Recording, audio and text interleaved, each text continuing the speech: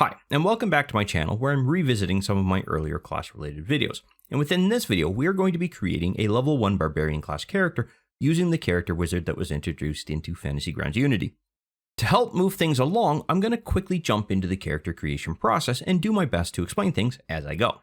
In order to gain access to the player creation process, you're going to want to look at the right-hand menu here and specifically expand out the player category. Within that is the characters button. And you will see right at the top left a button called Character Wizard. At least that's where it is at the time that this video was recorded. Clicking on this button is going to open up the Character Wizard. And I'm going to very quickly go through and explain some of this, but there are videos that I've already recorded that explain the Character Wizard in detail, and I'll just provide those links in the description below in case you get curious. I want to specifically cover just the Barbarian class in this video, so I don't want to have to go into too much in the way of detail, but I'll cover a little bit as we go. The first thing I'm going to point out is that there are a number of ways that you can go through and create your stats, and you're always going to want to start with your stats.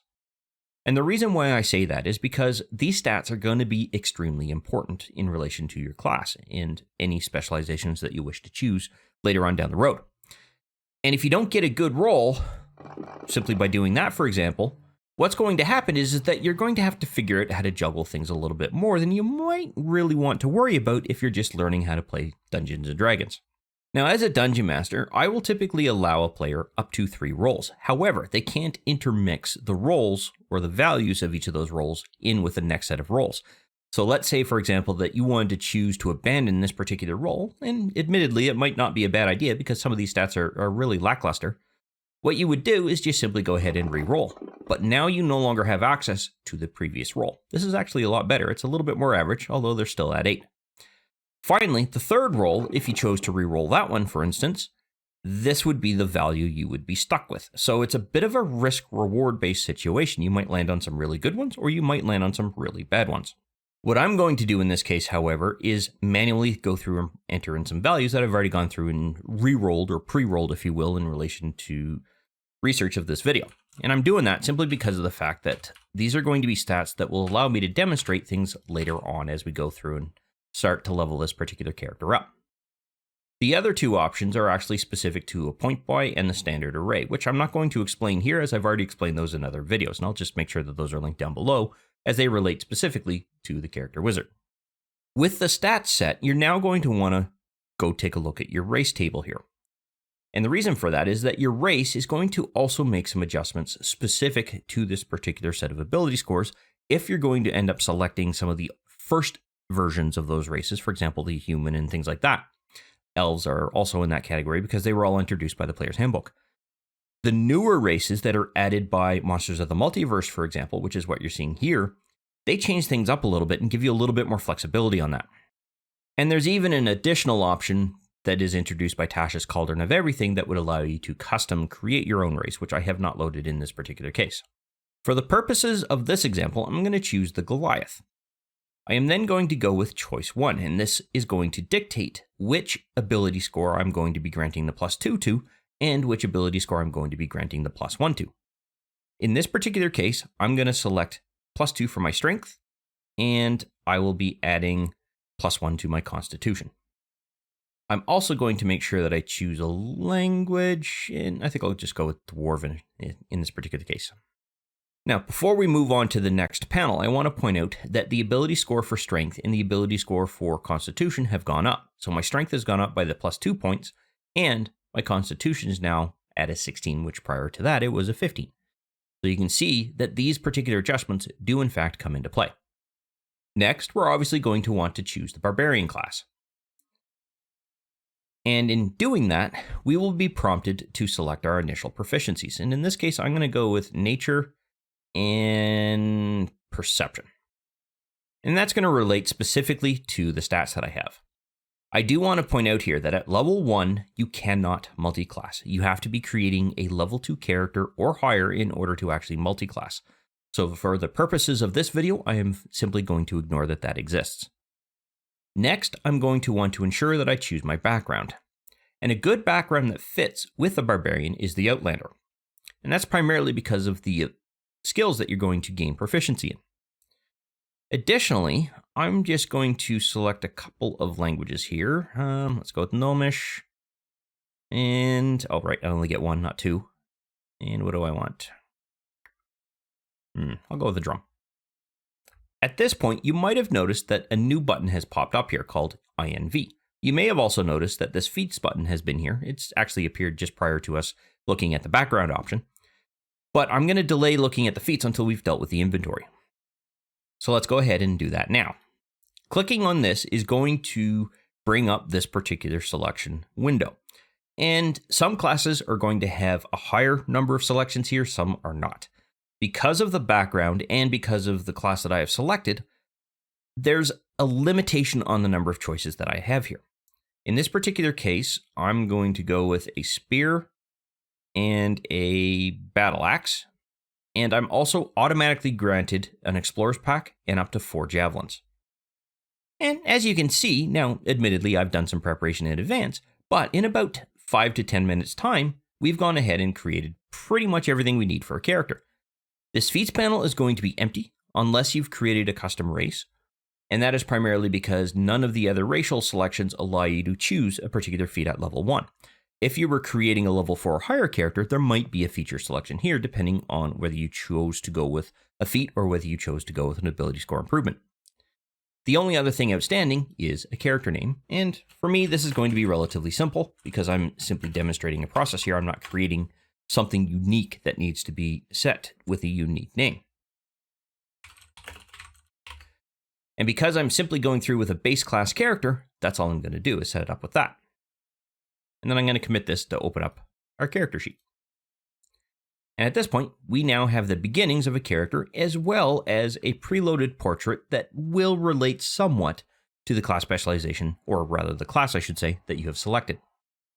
So all I've done is gone ahead and just changed this portrait. You just simply click on the button with the left mouse button, go to a folder that you wish to choose. And in this case, because I'm using a Goliath, I want to make sure that I choose the Goliath portrait.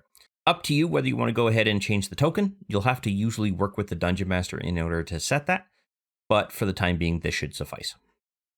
At this point, though, you now have a relatively prepared character to go through and actually set up and play a campaign. There's still a little bit of work that you might have to go through and do, and it's mostly going to come down to setting up any actions that are specific to this particular character.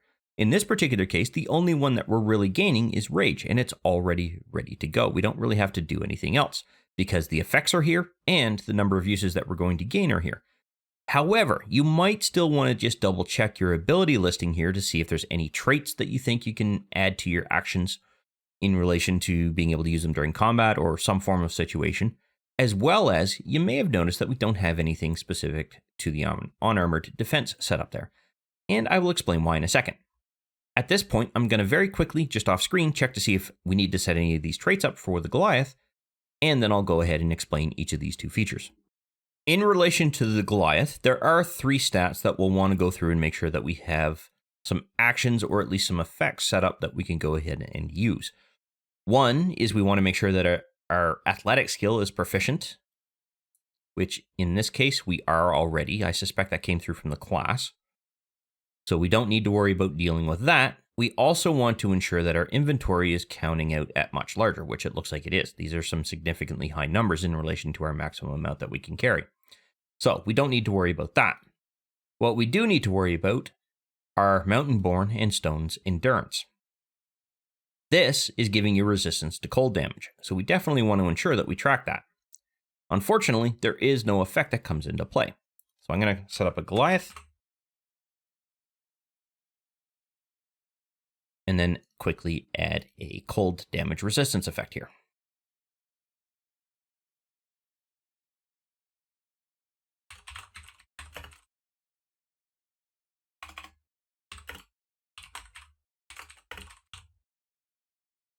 It's only ever going to be on your character. It has no duration and it never expires. It's something that you're just inherently capable to do. Stone's Endurance, however, allows you to make use of a reaction in order to reduce incoming damage by a d12 plus your Constitution modifier. So let's go ahead and just expand this down a little bit. I'm going to drop this into place. Reduce that, and there is a specific way to do this in relation to the overall amount of damage that you can receive. The way this is going to have to work is we have to find a way to cancel out the incoming damage without giving yourself a heal. This means that we need to use an effect, not a heal related modifier specific to this particular action. So I'm going to go ahead and add in an effect and copy and paste something that I've already gone ahead and pre-created. Essentially, we're telling it this is going to be Stone Endurance. Its damage is going to be minus 1d12 minus the Constitution modifier, and the minus has to be inside of square brackets, as does the Constitution modifier statement. It's also going to expire on the next roll, and it's going to be applicable to a particular target. So, the way that this will work is as follows. Let's say that Skeleton 8 has attacked our character and hit. What you would do is you would drop the effect on that particular skeleton, and you can see here that we have a d8 minus 3 in relation to this particular amount of damage. I'm then going to apply the damage to our character from the skeleton.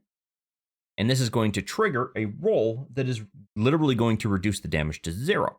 And that is because the d12 minus 3 gave us a minus 11 total in relation to its amount of damage that it was going to actually do to us, and it only rolled a 2 on a d6. So as you can see, all that damage has been subtracted.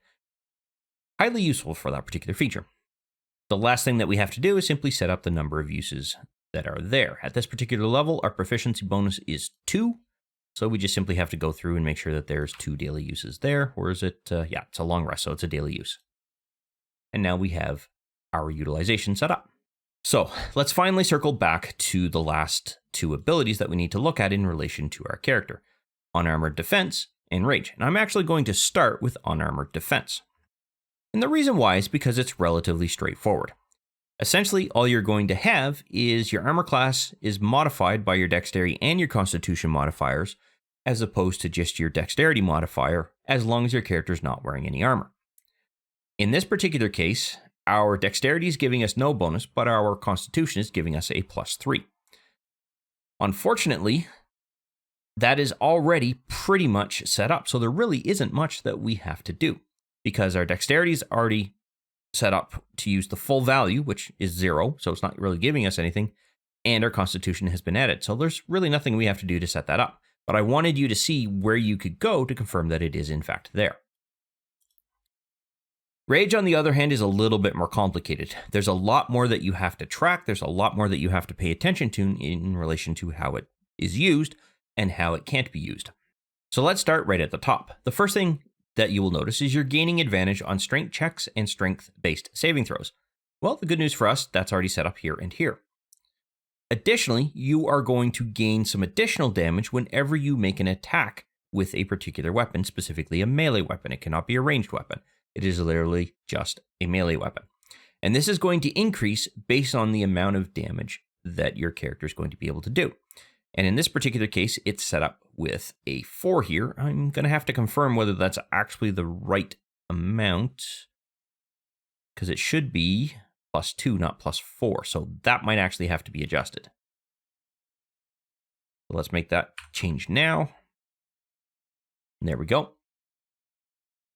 Next, you are also gaining resistance to bludgeoning, piercing, and slashing damage, which is set up right here. And it is only going to be applicable to your character, which means self. Perfect, that's set up. One thing to point out, you will not be able to cast spells while you are enraged, and you can't concentrate on them, you can't cast them, it's plain and simple. There's no counter rule that is set up to go against that. The class specializations that do deal with magic aren't casting spells, they're using elemental magic in order to be able to make use of those particular features. So you're not technically in violation of your rage feature here. Rage itself is going to last for 1 minute, so we already have that duration set up here. But there are a couple of conditions that you need to take into account. 1, if you are not attacked or you do not attack during a particular turn, by the end of that turn, your rage is going to drop, meaning it's going to end early. If you are knocked unconscious or you are killed, obviously it's going to drop. And that's simply because you can't concentrate on the rage anymore. You're no longer conscious to be able to be ticked off at something. And finally, you can also choose to end it as a bonus action on your own. And lastly, there are a limited number of times that you can go through and use rage, and that is going to be listed as part of your table here. By the time you hit level 20, you can now use it an unlimited number of times. But at level 1, you can only use it twice before you have to complete a long rest in order to be able to regain the ability to use it. So those are the things that you're going to want to keep an eye out on. Most of the setup was right. We just had to make a minor correction here to the DMG setting. But other than that, it looks like our character wizard did a lot of the work for us. But how does rage work? As a level 1 player and potentially new to Dungeons & Dragons, you've never seen this. Essentially, what you have to do is declare to the Dungeon Master that you're going to use rage. You do that by dropping the effects on your character. You can now see that they're there. You also need to make sure that you tick off a pip here to indicate that you've used it inside of the chat window. At this particular point in time, there are a number of things that you now have the ability to take advantage of. First off, you have the ability to gain advantage on strength checks. Well, that's automatically taken care of for you. So if you roll this athletics check, and that looks like that's the only strength-based check, which is kind of funny, but anyway, or you are required to go through and make a strength-based check here, it's automatically going to roll 2 dice for you, and that's because you have advantage. The next thing that's going to come into play is whenever you have to make a saving throw. If you are forced to roll a strength-based saving throw, it's going to roll with advantage. And none of these are going to go away because of its duration. If you happen to do damage to a particular creature, so let me attack the skeleton here. Actually, I'm just going to drag and drop damage onto it. Let's say that I've hit it, and specifically it's skeleton 11. All I have to do is drag and drop the damage to it, and it's automatically going to add in this additional +2.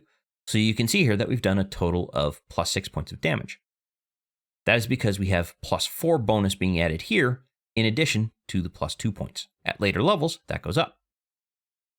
And finally, if anything comes in that is going to attack us and do any of these types of damages, then what will happen is that we will gain resistance. So I'm going to skip the vampire and go right down to the skeleton because they do piercing damage. So I'm going to roll piercing damage for us. And you can see here that it was partially resisted. This means that our effect that we have here is working the way that we need it to, which is great.